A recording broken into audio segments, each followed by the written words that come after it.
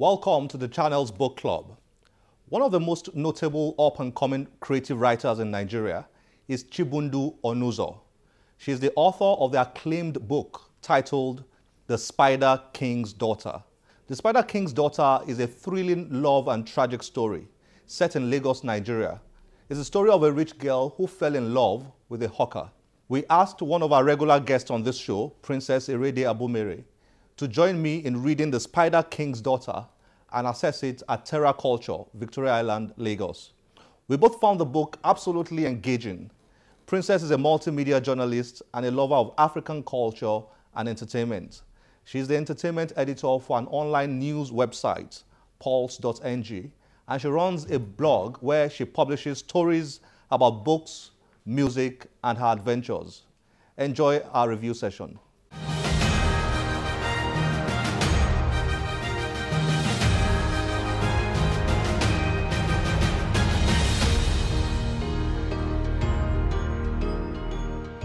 Princess, it's great to be with you again, talking books. Thank you for having me. Always a pleasure. The Spider King's Daughter, when I first saw the book, I saw the title, I said, I wasn't sure if it was something I would enjoy reading. So I think I put it on my shelf for a couple of months. But when I got into reading it, I actually thoroughly enjoyed it. But let's start with you. Can you summarize the book for somebody out there who has never seen it or heard about it before? Absolutely. Yeah. Yes, I can. The Spider King's Daughter. It's by Chibundu Onuzo. It's 288 pages of fiction. Now, it isn't a freshly pressed book. It was published in 2012 by Faber and Faber. And the irony of the situation is Faber and Faber is a long-standing publishing firm. They were established in 1929, and T.S. Eliot was actually one of the editors of the firm. So, I mean, it's a big deal that we have Chibundu, who's a Nigerian, on that. The book itself, it's an award-winning book. It was nominated for the Commonwealth Shortlist Prize, the Dylan Thomas Prize in 2012, the Desmond Elliott Prize as well. It's a great read. It's a good read. Chibundu Onuzo is a young Nigerian. Yes, she is. I mean, she's one of Nigeria's brightest prospects in terms of fiction writing. How would you assess the quality of her writing, particularly with regards to this book, The Spider King's Daughter? With Chibundu herself, she is brilliant. She is brilliant. She is one of those that, as Nigerians, we should watch out for her. She's currently doing her master's, sorry, not her master's, she's doing her PhD at King's College in London. I mean, that's fantastic. And in her writing, never mind she wrote this when she was about 21, you can see that the book is about two teenagers, right? And when she started writing this book, she was a teenager. So the way it's written, it's like from the eyes and the voice of a teenager. And the way someone who's in their 20s would interpret the book is different from someone who's in their 60s would interpret the book. Me and my dad have had an argument about this book. Oh, has he read it? He read bits of it. Oh, yes. That must be interesting.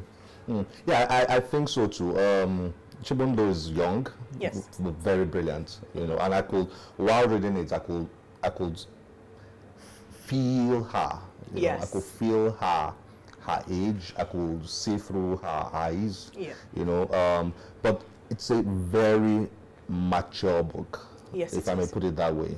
It's brilliantly written. Yes. What was your experience reading the book? Take us through that.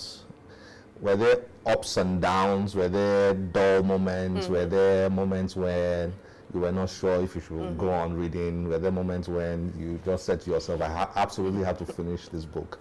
What was your experience like? Okay, almost like you, but I didn't leave it on the shelf for 1 year.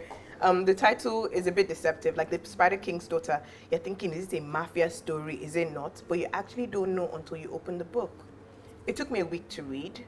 Usually, for me, it takes me about 2-3 days to read a book, maximum 3 days. But what I found is that I would start and then I would go back to the beginning again because I think, oh, I've missed something. Like I must have missed something in what the character was saying. So I go back to the beginning again to start all over again.